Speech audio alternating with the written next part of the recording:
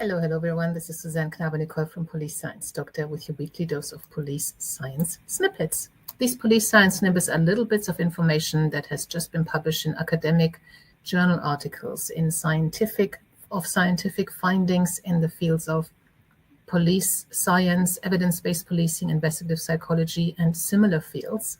And I have tried to find three little nuggets, extracts that could be practically put into practice and implemented or thought about and considered straight away, hopefully in your roles. I talk about these on social media like I'm doing now every Tuesday, and I also sent the extract into your inbox with a link to the original research article straight to your email on Tuesdays. All you have to do to get that, it's completely free and spam free, is go to policesciencedoctor.com and sign up in the form that pops up. And if it doesn't pop up, just scroll to the bottom of any page and enter your details there. And also, once you've joined that list, you'll get the password to the read page on the website. And on there, you'll find all the previous 255 snippets as PDFs to download with 3 snippets each, so you can see if there's something specific to your role. This week, we have community violence. Community violence disproportionately impacts Black youth, threatening their health and well-being. This study found that many described violence as part of their everyday landscape and explained how they adapted to it to maintain daily functioning, underscoring both the emotional toll and the resilience involved in coping with ongoing violence.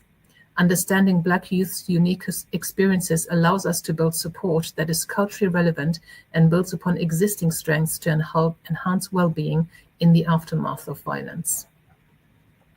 Unfortunately, none of the articles this week are open access, which means unless your organization has a subscription to that particular publisher, you'll only be able to see the abstract. But the abstract is where I got this information from. And you can then always email the author of the paper. The second snippet for this week is about economic level and child maltreatment. Geographical disparities in child maltreatment rates suggest that neighborhood characteristics may affect child maltreatment behaviors. Neighborhood poverty, unemployment rate, proportion of female-headed households, public assistance receipt, proportion of low-income housing tax credit were significantly positively associated with child maltreatment. So areas where you have more of these factors I just read out are more at risk of having child maltreatment cases within them, which again plays into this whole argument of mine that I keep repeating.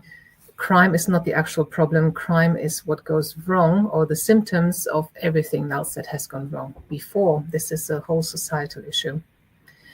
And the last snippet for this week is about the primacy effect for parole.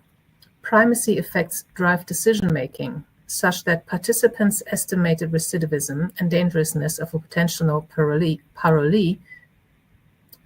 participants estimated recidivism and dangerousness of a potential parolee to be higher when negative information was presented in the beginning and positive information was presented in the end, as opposed to positive information being presented in the beginning and negative information in the end. So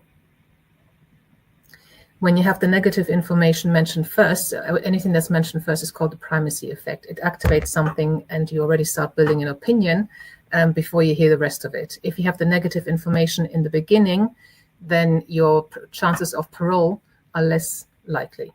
And if you have the negative information in the end and the positive in the beginning, that, hang on, did I get that right? To be higher when negative information was presented in the beginning and positive in the end. Okay. Whereas positive information in the beginning, negative in the end is less of a risk of not getting the parole. So I think I got that right. Okay, so these are the snippets for this week. Again, don't worry if there's nothing for your potential role this week, because you can look up at all the other previous PDFs on the Police Science Doctor website. And I'll see you again on Tuesday next week. Until then, make good decisions and stay safe. Thank you and bye-bye. Thank you for watching. I hope you found this content useful. You can get access to each episode's transcript with key learning points, timestamps, and references if you get yourself onto my mailing list. Just go to the main website on policesciencedoctor.com, and on the bottom of each page you will find a sign-up form for notifications of new content. Just enter your first name, your preferred email address, and the type of organization you work for. You will not get any spam, This is just for me to let you know about new content and for you to get access to all the transcripts.